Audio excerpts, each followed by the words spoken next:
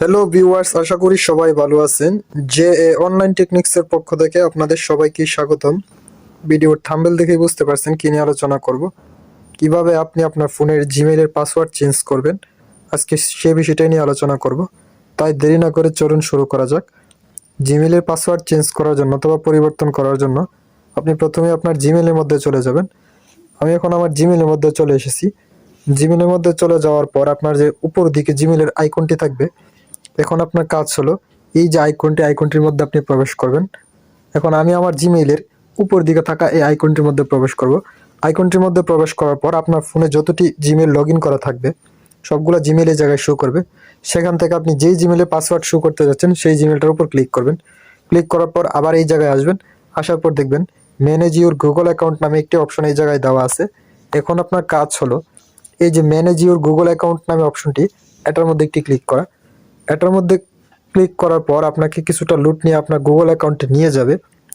আর এই অ্যাকাউন্টের মধ্যে আপনি একটু নিচ দিকে দেখতে পাবেন গুগল পাসওয়ার্ড নামে একটি অপশন এই জায়গায় দেওয়া আছে। এই যে জায়গায় একটি গুগল পাসওয়ার্ড দেওয়া আছে। এখন আপনার কাজ হলো এই যে গুগল পাসওয়ার্ড অপশনটি, এটার মধ্যে একটি ক্লিক করা।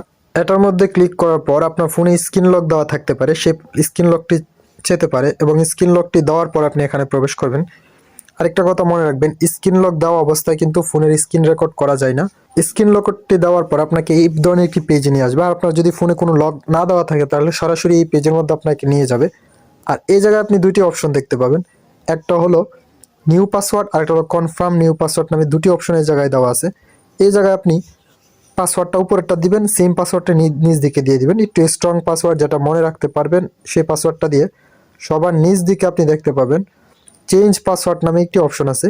এই এখন আপনার কাজ হলো সবার নিচ দিকে থাকা এই চেঞ্জ পাসওয়ার্ডটির উপর ক্লিক করবেন। এটার উপর ক্লিক করার পর যদি আপনার জিমেইলে 2 স্টেপ ভেরিফিকেশন দেওয়া থাকে তাহলে কোনো একটি কোড আপনার যেই নাম্বার দেওয়া আছে অথবা যেই জিমেইল 2 স্টেপ দেওয়া সেই জিমেইলে যেতে পারে। সেই কোডটি দিয়ে কিন্তু আপনি আপনার জিমেইলের পাসওয়ার্ডটি চেঞ্জ করতে পারবেন। আশা করি বিষয়টি বোঝাতে পেরেছি। যদি কোনো প্রশ্ন থাকে তাহলে কমেন্ট করে জানাবেন। আপনার প্রয়োজনীয় রিলেটেড বিভিন্ন ধরনের ভিডিও আমি আমার চ্যানেলে আপলোড করে রেখেছি, তাই আমার চ্যানেলটি ঘুরে আসার জন্য অনুরোধ রইল। সম্পূর্ণ ভিডিওটি দেখার জন্য আপনাকে অনেক ধন্যবাদ।